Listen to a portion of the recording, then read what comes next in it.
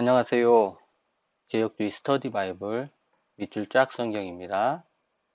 오늘은 야고보서 3장 1절부터 12절의 말씀을 공부하겠습니다.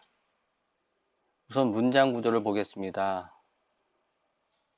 오늘 배울 3장 1절부터 12절은 2차 교훈에 해당합니다. 2차 교훈에서는 말을 하는 것과 다툼을 하는 것과 관련돼서 말씀을 하십니다. 그 부분이 3장 1절부터 4장 10절까지 해당됩니다. 오늘 본문인 3장 1절부터 12절은 혀를 제갈 먹여라 라는 내용을 가지고 있습니다. 그리고 다음 시간에 할 3장 13절 이후의 말씀은 행함을 권면하고 있습니다. 본문으로 들어가겠습니다. 야고보서 3장 1절 내 형제들아 너희는 선생된 우리가 더 큰 심판을 받을 줄 알고 선생이 되지 말라. 선생이 많이 되지 말라. 내 형제들아 야고보 사도가 계속해서 친근감의 표현으로 부르고 있는 호칭이죠. 내 형제들아 교회 공동체의 일원들을 내 형제들이라고 부르죠. 너희는 교회 공동체의 일원인 형제들은 선생된 우리라는 단어는 3장 1절, 2절, 3절, 9절 이렇게 계속해서 나옵니다. 이 우리라는 단어의 속에는 야고보 사도 본인도 포함됩니다. 그러니까 본인을 포함해서 말을 하고 있죠. 선생된 우리가 선생인 야고보 사도 자신들 포함해서 너희는 더 큰 심판을 받을 줄 알고 선생이 많이 되지 말라 이렇게 말합니다. 선생이라는 이 직책은 유대인 아이들에게는 가장 큰 꿈이었습니다. 랍비. 여기서 선생의 의미를 살펴보겠습니다. 여기에서 말하는 선생이라는 것은 누가복음 18장 11절에 나오는 바리새인의 모습을 연상케 하는 말씀입니다. 누가복음 18장 11절에는 바리새인은 서서 따로 기도하여 이르되 하나님이여 나는 다른 사람들 곧 토색, 불의, 간음을 하는 자들과 같지 아니하고 이 세리와도 같지 아니함을 감사하나이다 이렇게 말합니다. 바리새인은 나는 다른 사람들과 다르다 이렇게 말하는 사람입니다. 여기에서 말하는 이 선생은 그러한 사람을 말하는 거죠. 거만한 책망자로서의 선생을 의미합니다. 핸드릭스는 타인의 행동을 가혹하게 매도하는 사람을 일컫는다라고 말씀하고 있습니다. 그러니까 그냥 일반적인 선생님, 존경할 만한 선생님을 의미하는 것이 아니라 아주 거만하면서 타인의 행동을 그냥 매도하는 그러한 선생이 되지 말라라고 말씀을 하는 겁니다. 그 이유는 뭐냐면은 더 큰 심판을 받을 줄 안다는 거죠. 왜냐? 너희가 가르치는 사람으로서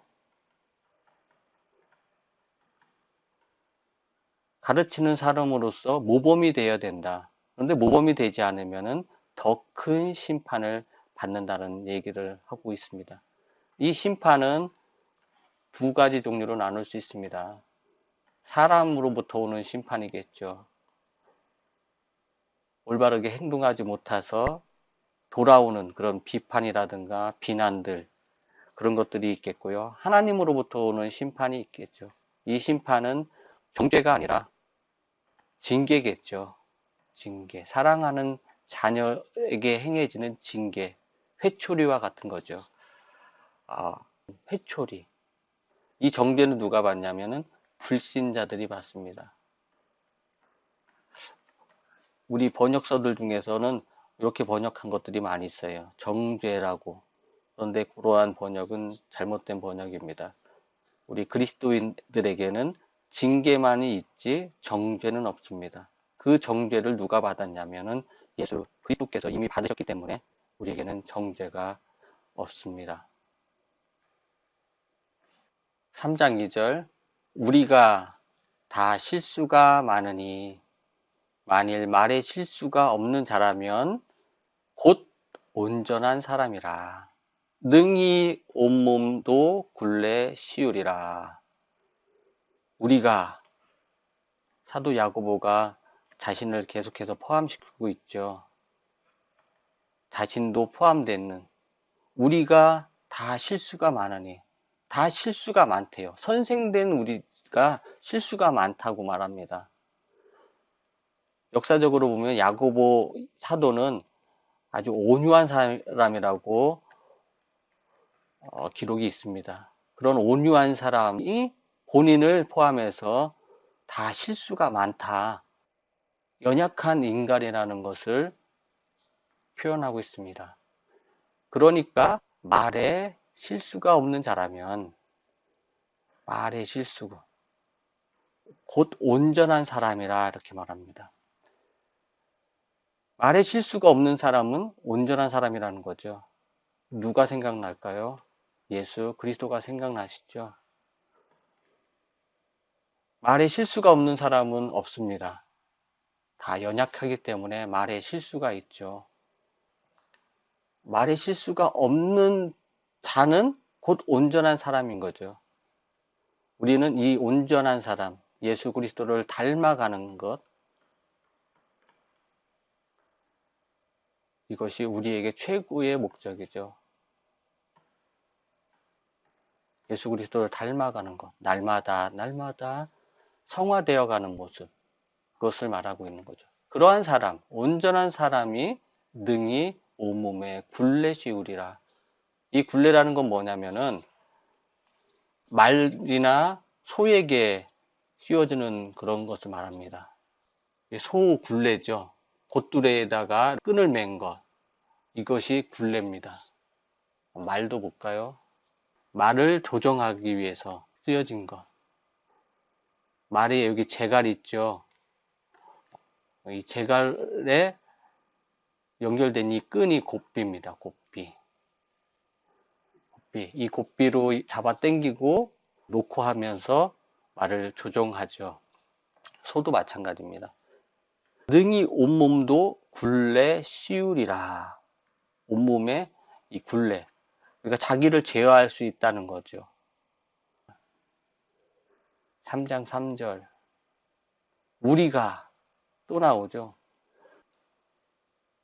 우리가 야고보 사도가 포함된 본인을 계속해서 포함시키고 있습니다. 우리가 말들의 입에 재갈 물리는 것은 말의 입에 재갈 물리는 것 우리에게 순종하게 하려고 그 온몸을 제어하는 것이라 이렇게 말합니다. 아까 말의 입에다 재갈을 물렸죠. 그 큰 몸집, 그 온몸을 이 재갈 하나로 제어를 하는 것입니다. 또 배를 보라. 말은 재갈로 제어를 합니다. 그런데 이 배는 무엇으로 제어를 하냐면은 작은 키로 합니다. 키가 큰 것이 아니라 작은 키죠. 그 큰 배를 움직이는데 키를 가지고 조정을 합니다. 그런데 어떤 파도가 밀려오냐면은 크고 광풍에 밀려가는 것들, 아주 큰 바람, 큰 파도가 밀려서 배가 갈 길을 못 찾을 때도 이 작은 키 하나로 배를 조정한다고 말씀하는 거죠. 사공의 뜻대로 운행하나니 작은 키 하나로 사공이 가고자 하는 대로 가는 것입니다. 이 키가 없다면은 배는 좌초되고 말죠. 지금 야고보 사도는 계속해서 이 작은 것 가지고 큰 것을 제어하는 것을 말합니다. 작은 재갈로 말을 제어하고 작은 키로 배를 제어하는. 그러니까 너희는 그 혀로 몸을 제어할 수 있다, 없다. 그 부분을 말씀하고 있는 것입니다. 이와 같이 윗부분이겠죠. 배와 말을 예로 든 것과 같이 혀도 작은 지체로 돼. 혀도 작죠. 우리 몸에서 입속에 들어있는 작은 지체지만 큰 것을 자랑하도다. 여기 자랑이라는 단어를 살펴보도록 하겠습니다. 이 자랑이라는 것은 혀의 일상적인 일입니다. 혀가 짓는 일상적인 죄. 우리는 혀로 자랑을 하며 살아가죠. 두 번째로는 위선자나 허영심 많은 사람들. 이런 사람들이 우쭐대면서 하는 말들. 이런 것들이 다 자랑에 해당합니다. 그런데 이 작은 지체가 그런 큰 것을 자랑한다는 말입니다. 큰 일을 할 수 있다고 자랑하는 거죠. 보라, 얼마나 작은 불이, 이제 불을 얘기합니다. 작은 불이 얼마나 많은 나무를 태우는가. 얼마나, 이런 얼마나라는 단어를 두 번씩이나 쓰면서 강조를 하고 있습니다. 작은 불, 많은 나무, 대조를 이루고 있죠. 성경에 보면은 조그만 글씨로 이렇게 1, 이런 숫자가 쓰여 있습니다. 1, 2, 3. 이런 조그만 글자가 써 있는 성경이 좋은 성경입니다. 다른 사본에서 뭐라고 번역했냐면은 많은 숲을 이렇게 번역했습니다. 많은 숲을 태우는가 이렇게 번역했죠. 얼마나 많은 숲을 태우는가. 이 작은 불 하나, 담뱃불이 불을 내는 경우를 간혹 가다 보잖아요. 그 작은 불씨 하나가 큰 산을 태우잖아요. 그거와 같이 이 작은 불이 얼마나 많은 수풀을 태우는가를 보라 얘기하고 있습니다. 3장 6절. 혀는 곧 불이요 불의 세계라. 혀는 우리 지체 중에서 온몸을 더럽히고 삶의 수레바퀴를 불사르나니 그 사르는 것이 지옥불에서 나느니라. 이렇게 말씀하십니다. 혀는 불이래요. 그리고 불의의 세계래요. 불의의 세계. 온갖 종류의 죄로 가득 차 있다는 것을 말씀하고 있습니다. 혀는 우리 지체 중에서 온몸을 더럽히고, 아까 온몸이 나왔었죠? 이 작은 거지만 우리 큰 몸을 더럽힙니다. 죄로. 그리고 삶의 수레바퀴. 이거는 인생이라고 할 수 있겠죠. 우리 인생을 불사르나니 파괴시킨다라고 말씀하십니다. 파괴시킨다. 혀는 작은 지체예요. 그렇지만은 우리 온몸을 더럽히고 죄로 가득 차게 하고 범죄하게 하고 우리 인생을 파괴시키는 것이 이 혀라고 말씀하십니다. 그 사르는 것이 어디서 나왔냐? 지옥불에서 나느니라. 이 말은 사단이 그렇게 한다는 거예요. 사단. 지옥은 사단이 다스리는 곳이죠? 그럴까요? 그렇지 않습니다. 사단도 지옥에서 형벌을 받고 있는 거예요. 우리가 어느 사람들은 이 사단, 마귀가 지옥을 다스리고 지옥을 좌지우지한다고 생각하는데 그렇지 않습니다. 사단도 형벌을 받고 있는 거예요. 이 지옥불, 꺼지지 않는 불에서 사단도 영원히 형벌을 받고 있는 것입니다. 그 지옥불을 비유적으로 표현한 거예요. 사단이 그러한 마음을 준다는 거죠. 혀를 통해서 우리의 온몸을 더럽히고 우리 인생을 파괴시키는 그러한 말들을 하게 한다는 것을 말씀을 하고 있습니다. 3장 7절 여러 종류의 짐승과 새와 벌레와 바다의 생물은 다 사람이 길들일 수 있고 길들여 왔거니와. 여러 종류의 짐승, 우리들이 많은 짐승들을 길들이죠. 뭐 당나귀나 말이나 뭐 개나 소 같은 것들, 이런 짐승들을 길들이잖아요. 그리고 새와 벌레와, 여기서 벌레라는 것은 꿈틀꿈틀대는 그런 벌레들을 의미하지 않고요, 파충류를 의미합니다. 뭐 도마뱀이라든가 뱀이라든가 이런 파충류를 벌레라고 표현을 했습니다. 바다의 생물, 고래라든가 뭐 많겠죠.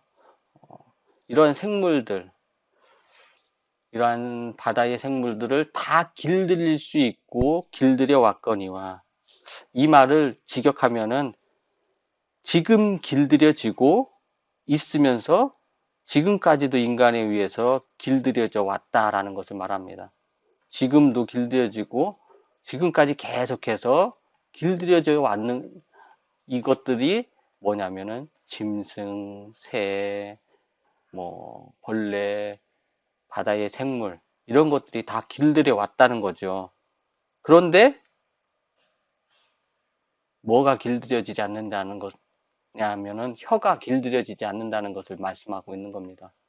3장 8절 혀는 능히 길들일 사람이 없나니 쉬지 아니하는 악이요 죽이는 독이 가득하도다. 온갖 짐승, 새, 벌레, 바다의 동물들을 사람들이 이제까지 길들여 왔고 계속해서 길들여 가고 있습니다. 그렇지만은 혀는 능히 길들일 사람이 없다라고 말씀을 하십니다. 이 부분을 펠라기우스는 어떻게 해석을 했냐면은 이거를 질문 형태로 받았어요. 그래서 사람은 다른 모든 것을 길들일 수 있으면서도 자기 자신을 길들이지 못하겠느냐라면서 의문으로 해석을 했습니다. 그런데 이거는 문맥과는 어울리지 않는 해석이라고 보여집니다. 왜냐? 이제까지 말씀했잖아요. 모든 동물들을 사람들이 길들였지만은 우리 인간의 혀는 길들일 사람이 없다라는 것을 말합니다. 쉬지 아니하는 악이요 죽이는 독이 가득한 것이다 라고 말합니다. 이 혀는 악을 계속해서 만든다는 거예요. 악. 그리고 그 독이 가득하다고 합니다. 우리가 말 한마디로 천냥빚을 갚는다고 하잖아요. 이 말은 그 말이 얼마나 중요하다는 것을 말하는 예잖아요. 그 부분을 야고보 사도가 지금 말합니다. 혀는 쉬지 않은 악이요 죽이는 독이 가득한 것이다. 이것으로 우리가 주 아버지를 찬송하고 또 이것으로 하나님의 형상대로 지음받은 사람을 저주하나니. 이것이 혀겠죠. 혀, 말로써 우리가 주 아버지를 찬송하고 또 이것으로 말로써 하나님의 형상대로 지음받은 사람을 저주한답니다. 우리가 말로 하나님을 찬송하기도 하고 또 말로 사람을 저주하기도 합니다. 하나님의 형상대로 지음받은 사람을 더 강조를 하고 있죠. 그냥 사람이 아니라는 거예요. 야고보 사도가 강조하는 것은 하나님의 형상대로, 존재 전체가 하나님의 형상대로 지음받은 인간을, 그러한 인간을 저주한다는 거죠. 우리의 말로써, 혀로써. 그리고 주 아버지를 찬송한답니다. 좀 대조가 되죠. 어폐가 있는 부분이잖아요. 하나님께서 만드신 사람은 저주하면서 또 하나님을 찬송한대요. 모순이 됐죠.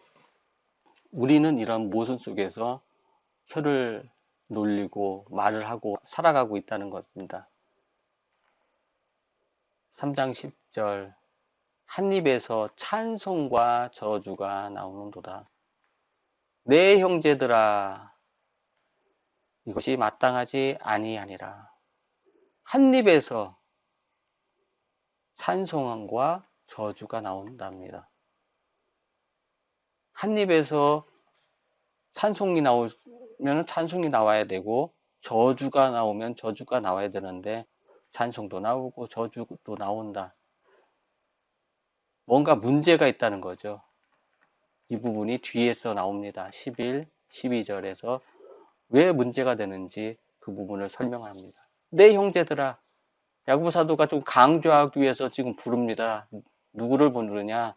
우리 형제 자매들, 교회 공동체 일원을 부릅니다. 내 형제들아, 이것이 마땅하지 아니하니라. 참 온유한 표현이죠. 아까도 말씀드렸지만 야고보 사도는 참 온유한 사람이라고 소문이 자자했습니다. 이러한 야고보 사도의 온유한 표현이죠. 이것이 마땅하지 아니하니라. 보통 사람 같으면은 그렇게 하면 안 돼. 그것은 잘못된 것이야. 이런 식으로 직설적으로 표현하겠죠. 그런데 야고보 사도는 참 온유하게 표현합니다. 이것이 마땅하지 아니하니라. 우리도 이런 온유를 좀 배워야 될 줄 압니다. 예를 들어서 또 설명하죠. 한 입에서 찬송과 저주가 나오는데 샘에서는 한 구멍으로 어찌 단물과 쓴물을 내겠느냐. 자연의 순리를 말씀하고 있습니다. 자연의 순리에서는 한 샘에서 단물과 쓴물을 동시에 낼 수 없다라는 것을 말씀하시는 거예요. 역설적으로 표현하고 있죠. 역설적 표현입니다. 단물과 쓴물을 동시에 내면은 그 물은 먹을 수가 없는 물이에요. 하나님께서 이렇게 만든 물이 없어요. 단물도 나오고 쓴물도 나오는. 그런데 인간의 입에서는 찬송도 나오고 저주도 나온다고 야고보 사도가 말씀을 하고 있는 것입니다. 3장 12절. 내 형제들아, 또 부릅니다. 중요할 때마다 야고보 사도가 부르죠. 사랑하는 형제들아, 내 형제들아, 어찌 무화과 나무가 감난 열매를, 포도나무가 무화과를 맺겠느냐. 똑같은 말씀이죠. 무화과 나무에서 감난 열매를 맺고 포도나무에서 무화과 열매를 맺겠느냐. 자연의 순리에 맞지 않다. 이와 같이 자연의 순리는 순리대로 한 샘에서 단물을 내든지 또는 쓴물을 낸다. 그리고 무화과 나무에서는 무화과가 열리고 포도나무에서는 포도가 열리고 감람나무에서는 감람 열매가 열리고 이렇게 말씀하시는 거죠. 이와 같이 짠 물이 단물을 내지 못하느니라. 이와 같이 한 입에서 찬송과 저주가 나와서는 안 된다는 것을 말씀을 하고 계시는 것입니다. 그러니 어떻게 해야 된다? 너희는 온전한 사람이 되어야 된다는 것을 말씀을 하십니다. 말에 실수가 없는 온전한 사람이 되라. 한 번에 낼 수는 없는 부분이죠. 그러나 야고보 사도가 말하는 것은 이 온전한 사람이 되기 위해서 매일매일 시간 순간순간 노력을 하라는 말씀입니다. 최선을 다해라. 두 마음을 품은 자. 야고보 사도가 1장에서 말씀하셨죠. 두 마음을 품은 자. 이거와 연관되는 것입니다. 한 입에서 찬송도 나오고 저주도 나오고 사랑의 표현도 나오고 미움의 표현도 나오는 그러한 사람이 아니라 두 마음을 품은 사람이 아니라 온전한 사람이더라. 말에 실수가 없는 온몸에 굴레를 씌워서 온몸을 제어할 수 있는 그러한 온전한 사람, 예수 그리스도를 닮아가는 사람이 되라고 야고보 사도가 3장 1절부터 12절에 강조하고 계십니다. 오늘은 여기까지 하겠습니다.